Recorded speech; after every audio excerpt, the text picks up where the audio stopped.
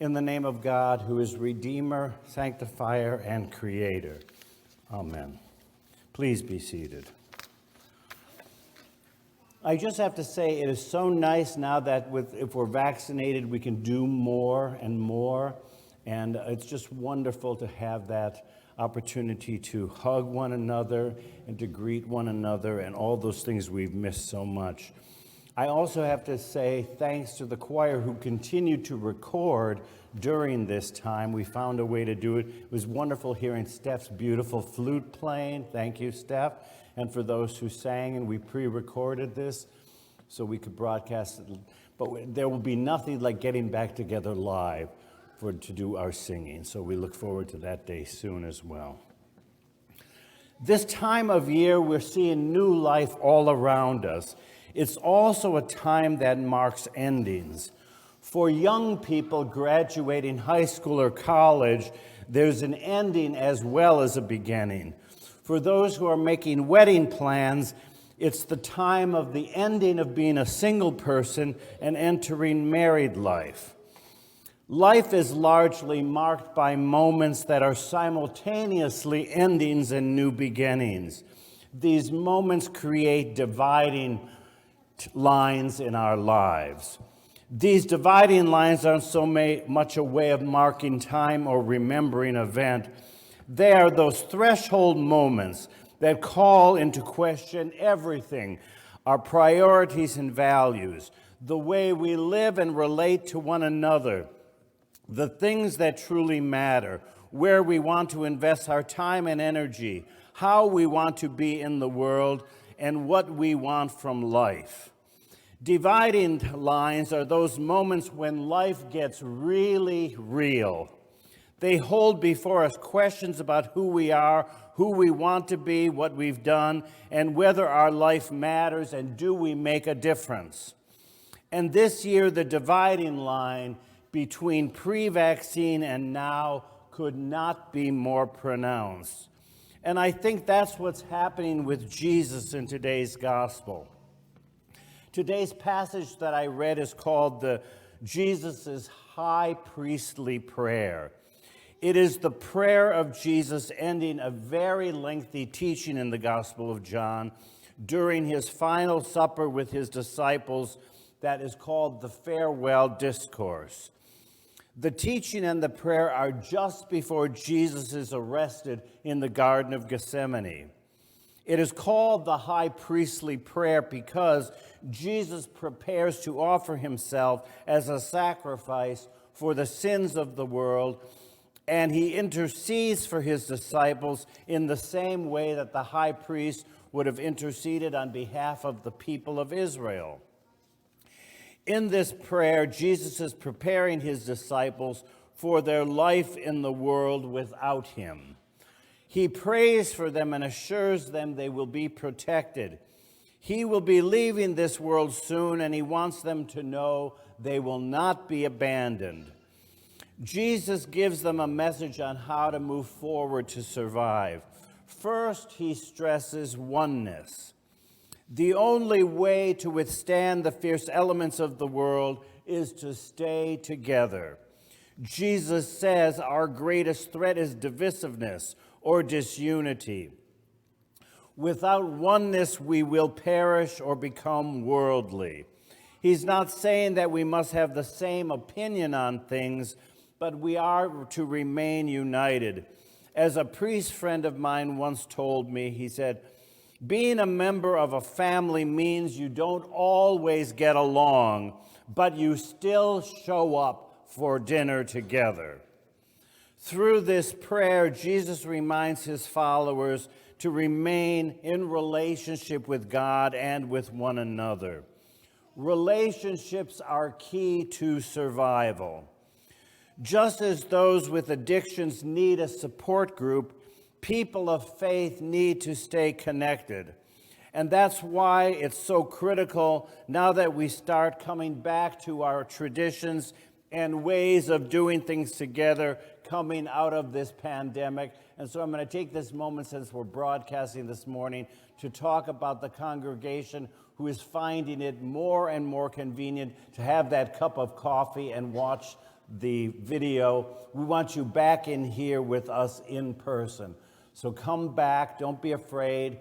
Please join us, because there's nothing better than being together in person and sharing those little conversations that you can't do if you're just watching at home.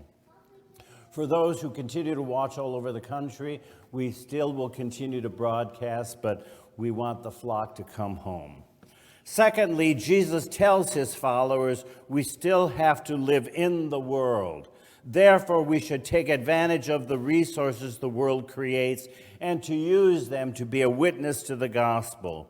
Using the tools of society doesn't mean we've sold out to society.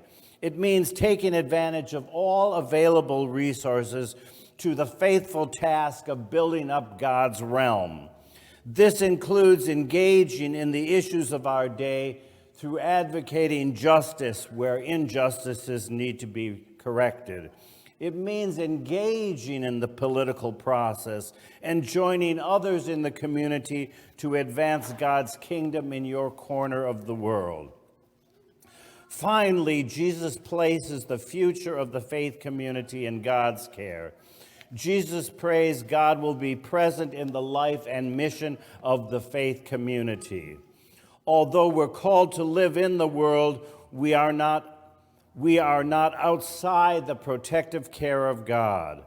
Our lives may take us to distant corners of the earth, but we are never out of the reach of God. We may stumble and fall, make terrible mistakes, do terrible things to one another. We may suffer in body, mind, and spirit, but through it all, God's promise is he will be with us. The context for Jesus' prayer isn't a simple quid pro quo. Dear God, please help me with X, Y, or Z. This prayer is a bit rambling and circuitous. It's confusing at times. It's hard to understand.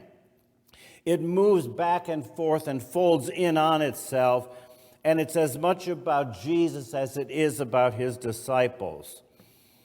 Haven't you had those kinds of conversations in your life? I know that I have.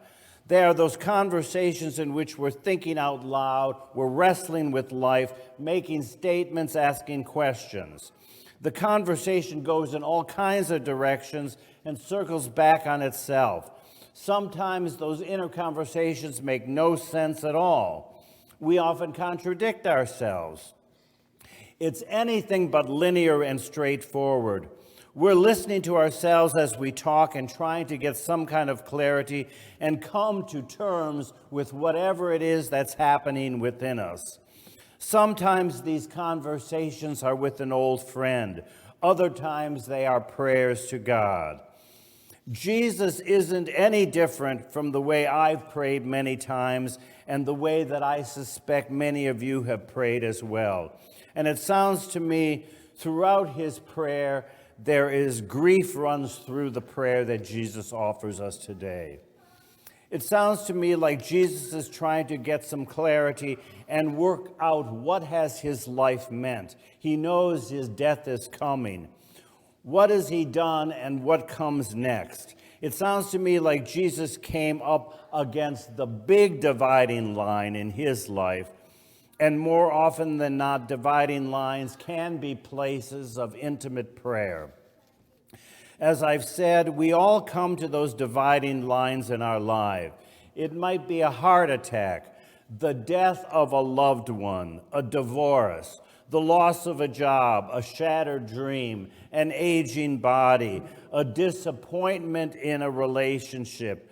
But it might also mean a graduation, a marriage, the birth of a child or a grandchild, a retirement long anticipated, or an unexpected opportunity we didn't know was before us. In some way, our lives are a series of dividing lines.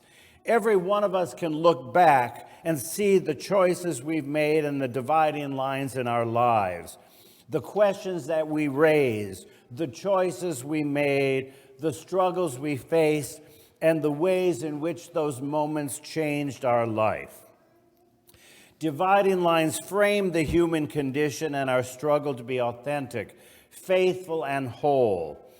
In that regard, Jesus isn't different from us as we think he may be or we want him to be. Today, we see a very human Jesus standing in solidarity with us and our humanity. Today, we see the human Jesus working out things and making sense of his life.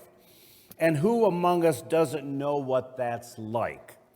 We all do. We struggle to work out our lives every day. So tell me, what are you working out and struggling with today? What is the dividing line running through your life right now? And what are you going to do with it? I can't tell you what to do with those dividing lines. I don't have your answers. But I'll tell you this, what strikes me in this gospel is what Jesus doesn't do. He doesn't isolate or close himself off. He doesn't get angry or build resentments. He doesn't resist or fight back. He doesn't run away or try to escape. He doesn't complain about or deny the reality of what is happening to him. Instead, Jesus faces his life head on. He's in touch with his humanity. He feels what he feels. He grieves. He weeps. He gathers with friends like we do. He prays like we are doing this very day. He lives with a faith that Easter is always on the other side of the dividing line. My brothers and sisters, this is how Jesus lived. And my prayer for us this day is that we may live fully into this belief, that Easter is on the other side. Amen.